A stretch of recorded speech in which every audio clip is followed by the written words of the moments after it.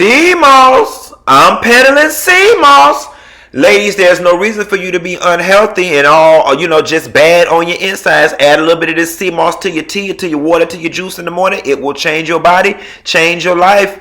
Drop down in the comments, the description box, click the link to purchase this product. Baby, listen, I don't know who we have to get on the line or how much money Oprah needs to offer Iyanla in her next contract, but this cannot be the last season of Iyanla Fix My Life. This woman is out here doing the work of the Lord. I don't know what's going on, but this has been an excellent season of Iyanla Fix My Life. Did y'all get into this last episode of Iyanla with this family and the dirty laundry? Nessa, girl, do you want to talk about it? Here you go.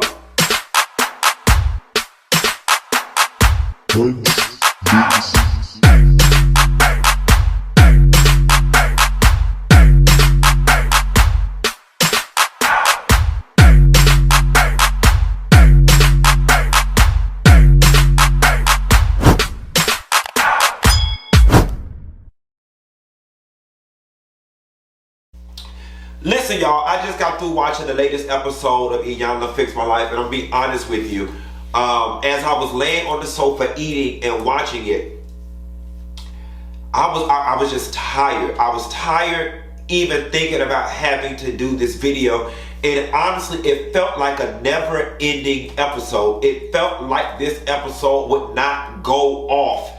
And every time they went to commercial break and came back, it was just a new revelation. It was just like, damn, my eyes were glued to the TV. But I must say, I am emotionally spent.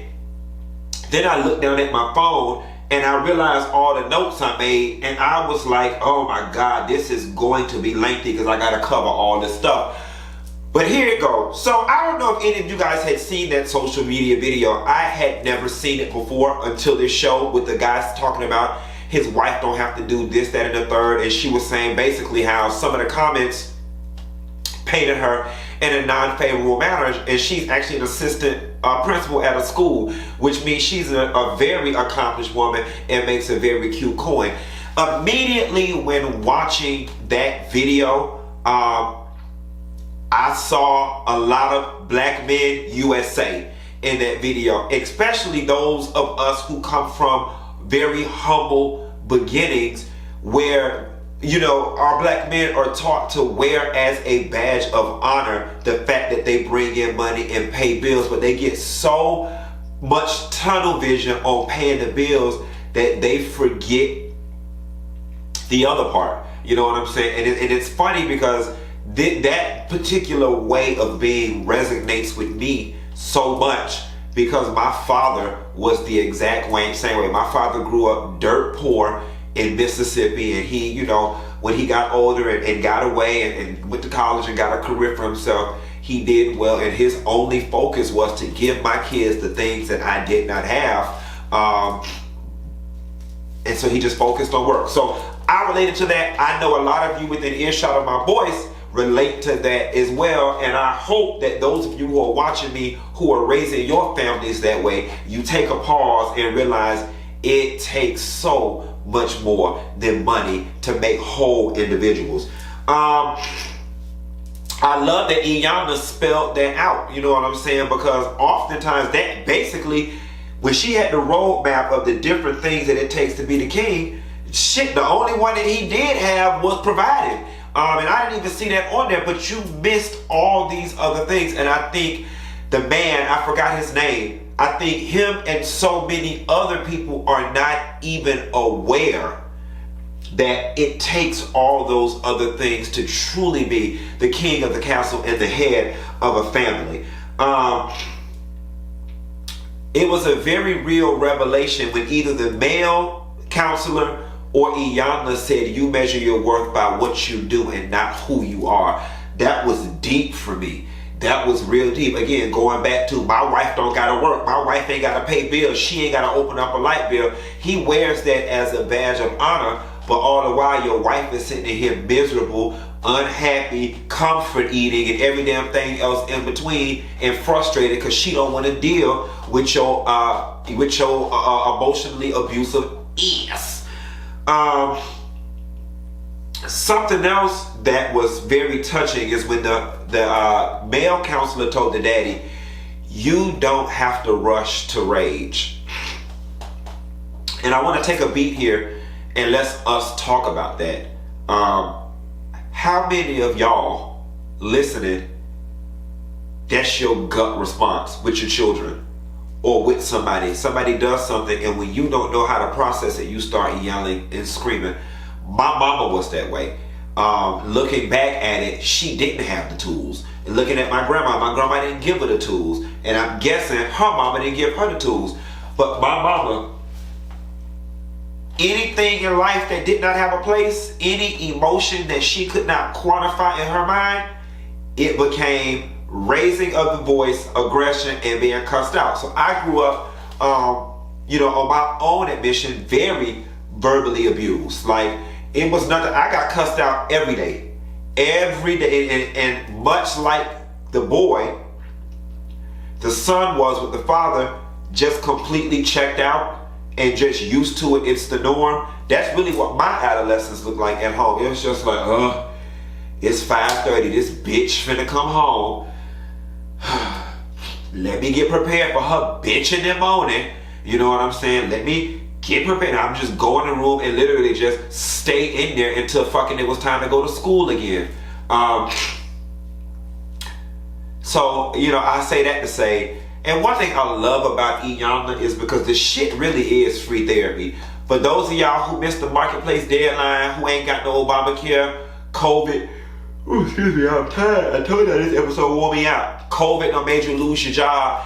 If you still got a little piece of cable, or if you got somebody cable password, you can watch it online. Iyanla is really giving out a lot of free therapy if you are willing to be introspective enough to look at your own self and apply the principles and the tools that she's giving these other people. Particularly one that I've learned, Isaac's mom, my sister, she just frustrates me so bad sometimes. Because she's not developing as fast as I feel she needs to have a child. You know what I'm saying? And I find myself having to jump in more often than I would care to.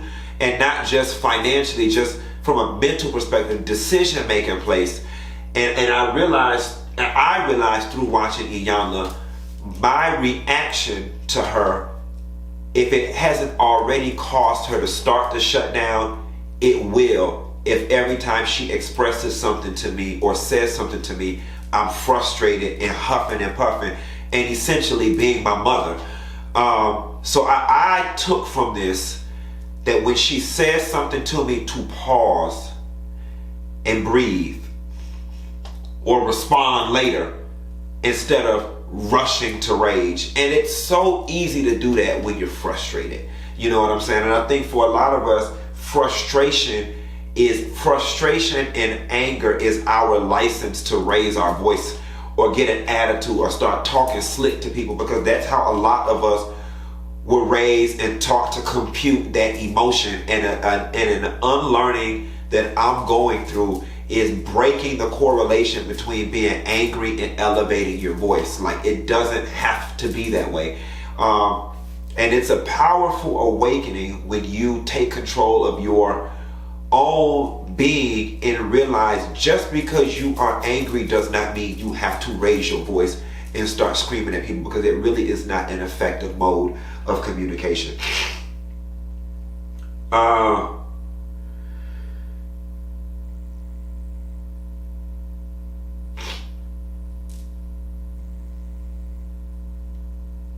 It's so much.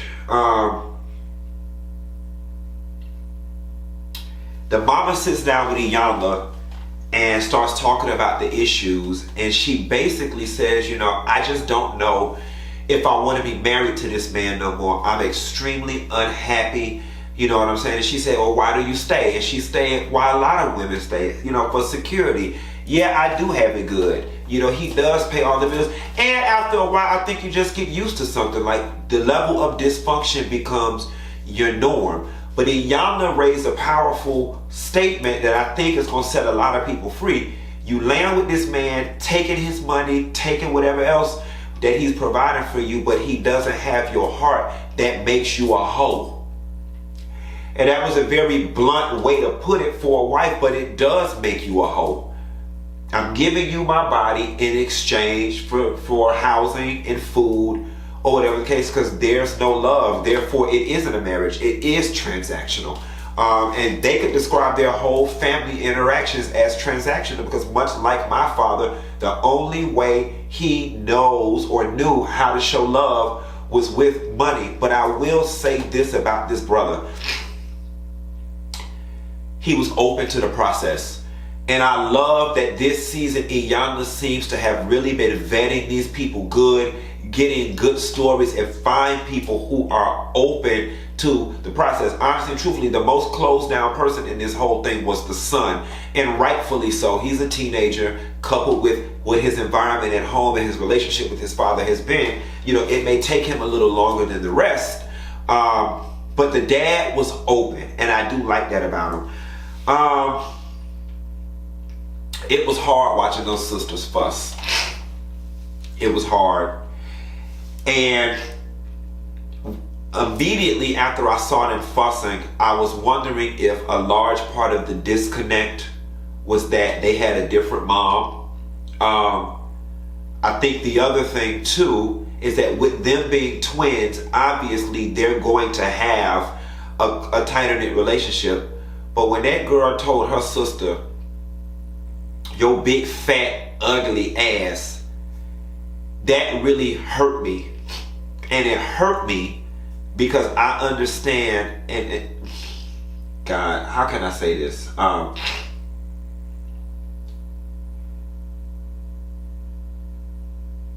It was hurtful because the twin sisters were fair skinned, had long hair, and they tilt more towards, you know, what the fashion industry says is beautiful, right? You know what I'm saying? And the sister, Ashley, she's, you know, deviates a little more from the standard of beauty. And so I know it must suck with them kind of being the pretty ones, and for her to call her big, fat, and ugly.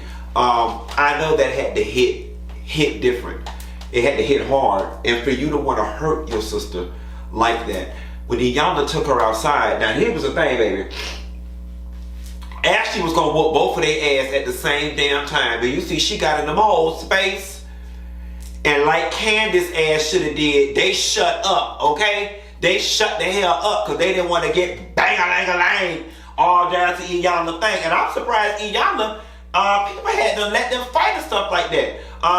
You know, they did bring it up. Iyanla took her outside, and Ashley breaks out into tears, and she realizes that she needs and wants her daddy. And then it made me wonder, okay, this may not be about the mom. This divide may be more about the fact that the dad probably loves on them a little better or dotes on them a little more than he does Ashley. And that probably has to do with the 14 years missing. He probably felt like he had to overcompensate to make up for those years.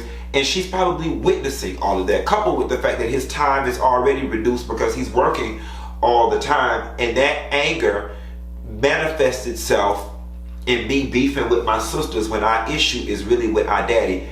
Do y'all see how y'all be out here having families and fucking up everybody?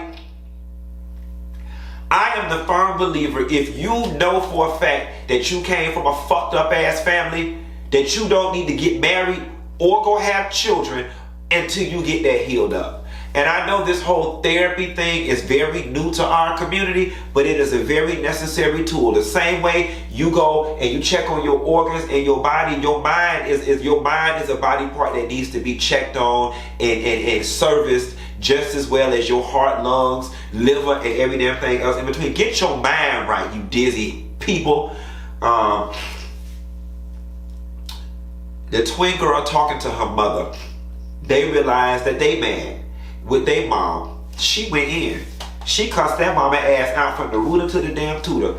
I would want to know more about the story. It sounds, I don't know, something about it was giving me drug addict tease, or whatever the case may be. I could be wrong, but something about it was giving me very Frankie Keisha Cole mama when it came to the things that she was saying. But I'm going to tell you something else that was very eye-opening and life-changing for me, and this is going to forever change me. When it came to the piece about forgiveness, and you know, oftentimes when we are mad at somebody, we hold on to that because that's our power in the situation. You know, I'm gonna be mad at this bitch. I'm gonna be mad at you. You know what I'm saying? I want you to know I'm mad at you. We hold on to it because that's our power. That's the only power we have in the situation. And you don't want to forgive the person because you feel like being mad at them is inflicting a level of pain and hurt on them, and you want them to hurt. But she said, would you be willing to forgive her if it will free you? That was deep. That for me was deep. And what it said to me is that your desire to be free and have peace in your life has to trump what's going on or what hurt you with that other person. And so while you may not want to give them grace and mercy, it ain't even about them. It's about, do you want to live peacefully? And if so, forgive them for you so you can move the hell on, and don't look at it as if you're giving them something or you're being nice to the person that hurt you. It ain't even about you. It's about them. It's about you and you getting your own peace. Excuse me, y'all. Oh, child, I hope I ain't got the damn corona. Excuse me, that was so unprofessional. Y'all bitches will get over it.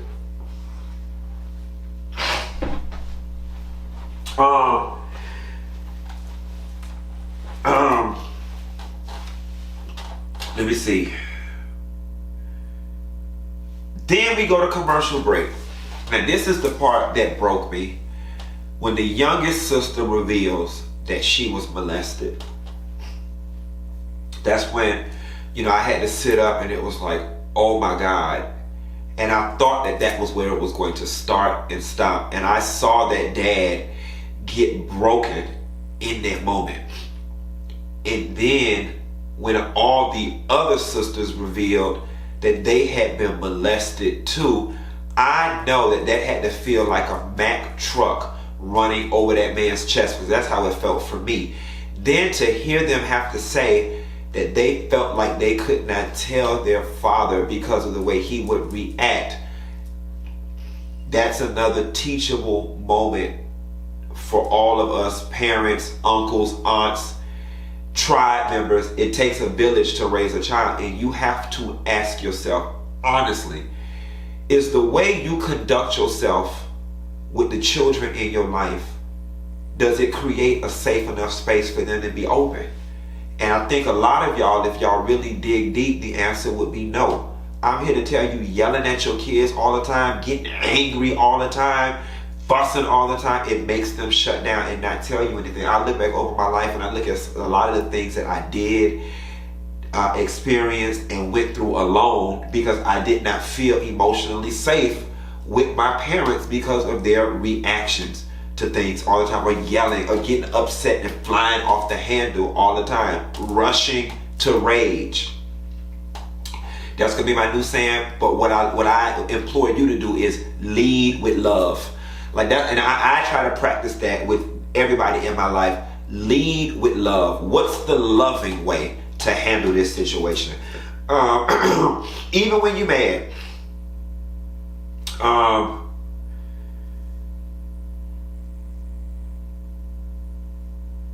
It was a strong admission for the dad to say that he thought that he was toughening them up, but he now realizes all he was doing was tearing them down. That daddy was very open, and I respect him for that. Now the young son, he was just over that daddy. And I'm not gonna lie, his segment was kind of hard for me to watch because I was just like, all this damn attitude. this condescending sarcasm, this attitude. Then I had to lead with love, and I had to realize, number one, Q, he's an adolescent. He's a teenager. Teenagers come with their own basket of issues, just being teenagers, even when you come from a perfect family. Attitude is one of them.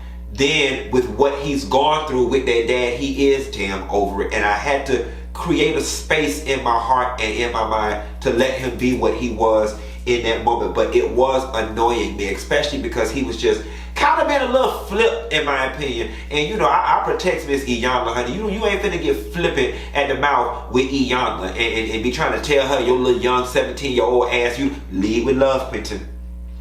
I'm rushing the rage. Lead with love. Toot. I'm using my tools, y'all. I was triggered. The son talking to the male counselor. I love that male counselor, by the way. I love him. Him being a black man, he has the tools to talk to other black men. If Iyanla is going to leave, the next show that they need to do on all people,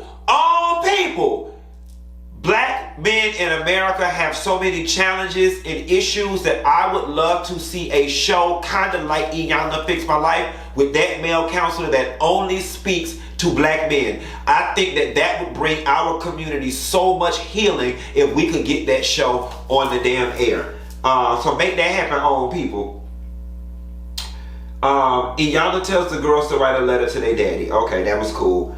The wife then, she sits down with Iyanla, and you know, they have their discussion already. Then she brings him in with the daddy.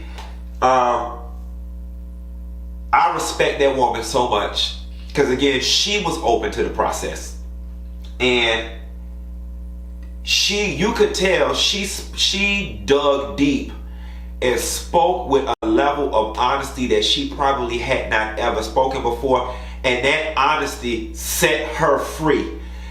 After she told that man what she told that man, and she walked in that back room and collapsed on that chair, that was years and years and years of bricks just being lifted off her soul. That woman was exhausted, and she just, because she had gave that moment her all. And I know that had to be scary to look at somebody you've been with all this time, built a family with, built a life with, and potentially tell them, I don't think I want to be in this no more. Because the next day when they met up, she said, and Iyanla helped elaborate, that she wasn't asking for a divorce. Is it me? Or it sounded like she said she wanted a divorce. Like, that's what I heard. Granted, she didn't say those words, but that is what I heard. I heard a wife saying, I don't want to be in this relationship with you. I'm tired. I don't have the bandwidth to do it with your ass no more. And I don't think I have the tools or the capacity to accommodate you through this growth process because I'm tired. And I need to be left the hell alone. And I need you to let me go. What I heard was, I don't want to be in this marriage no more, and don't be calling me trying to baby please me, baby please let me go. That's what I heard. And I'll never root for the dissolution of a marriage. And I'm with Iyanla when she said, I'm not advocating for you to leave your marriage, when in all actuality, but I am advocating for you to put yourself first. And if putting yourself first looks like you leaving your marriage, then so be it.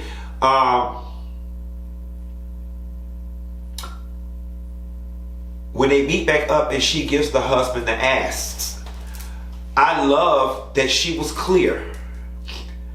I need to be out the bedroom. I need you to start raising your voice. I need you to include me. She went down the list. They were very clear, direct asks, and he agreed to them. That's adult communication, because now it puts her in a position where if something goes awry, she can say, these were my asks. You agreed, and now you broke the agreement. I'm out. No room for ambiguity. That's why clear communication is important.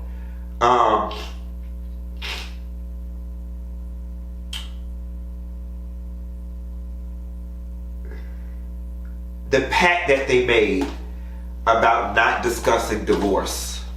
I'm glad that the wife brought that to the forefront and made Iyanla aware of it, and Iyanla held him accountable, because yeah, that was some half-ass healing to come and say, well, we're not going to discuss this thing, we're going to discuss every damn thing else. Nah, bitch, like, all of it is a problem. And that's probably one of the biggest parts of the problem. And it's funny because he probably felt in his heart of hearts that his wife bout won't out. And that's probably why he didn't want to discuss that, because he probably was scared that Iyanla was going to empower her to make the decision to leave. Then the father comes around. He talked with the son. I love him talking with the son. It looks as if that is going to be the start of something better. The son still looks a little resistant and a little apprehensive and hesitant, and that's okay. It may take him a little more time, but hopefully if the dad stays on track, I can see that relationship getting on track. Then we get to the end, and the young girl asks Iyanla, do she got time? And just when we thinking this thing finna close out, to speak with her and her grandma and help them. You know what, listen, I'm with the youngest daughter. She said, bitch, while we here clearing it up and we gonna rip the band-aid off these wounds, baby, let's open them all up. Let's get this shit started. Stir it up, bitch. They called the grandma in there, and I'm gonna tell you something. I hate ornery old people. I hate ornery, just stuck in their ways, just ignorant ass old people. And that woman, that grandma, she said, you know, I want to know why you didn't like me, why you talk about my mama in front of me. And she was like, I love her, I just don't like them. And you one of the ones I don't like. And had no problem getting on TV, saying that to that girl on national TV. And here's the thing, you can't love her. Because as a human being, you should understand what those words coming from a authority figure and a grandparent would do to a child. Like, that is shattering to hear your grandma say that, and say it with so much authority and so much vibrato. I could not believe, and really what I wanted Iyanla to do was snap on her ass and give her one of those, not on my watch. I wanted her to give her one of those, but you know, Iyanla is very clear about respecting her elders, or whatever the case may be. She better than me, because grandma ass would have got cussed out. But this was the part, I'm glad I did close out the video. This was another eye-opener for me. Oftentimes when people hate on you, they mad with you, they dislike you, it is our gut reaction to think that we did something. And I love when Iyanla said, what makes you think? The girl said, what did I do? And Iyanla says, what makes you think that you did something? I think that girl's reaction is normal. I think that's how most of us would think. Well, damn, what did I do? We start second guessing ourselves. And I love how Iyanla set her free by saying, baby, that's not your stuff. That's her stuff. That's her stuff. And it really just gave me some clarity about a relationship, a friendship of mine. I had a friend, a very close friend, that just stopped talking to me. And we had been friends since elementary school. And I kept thinking to myself, okay, for this person to stop talking to me, and we've been friends, close friends since elementary school, I had to have done something. But damn it, if I did something to the magnitude in which it would make you end the friendship, I think I would know what it is, right? Because it's got to be something major. And then, you know, I slowly started arriving to this conclusion before this episode that, child, that ain't got nothing to do with whatever that is. That ain't got nothing to do with me. This just solidified it. I was beating myself up about it. I was like, damn, I must have really hurt this person. I must have really did something. And then I come to the realization, girl, that shit ain't even about me. That's her stuff. Whatever it is, that's her stuff. And you know what? Keep it. Bye. Keep it. With that being said, I'm going to get off the line. I hope you got some healing, because I did. And if you ain't got no healing, and when I get that feeling, I need a sexual healing. No, I don't need a sexual healing. I need a spiritual healing. Y'all be sure to like and subscribe. I'll call y'all hoes later. Bye.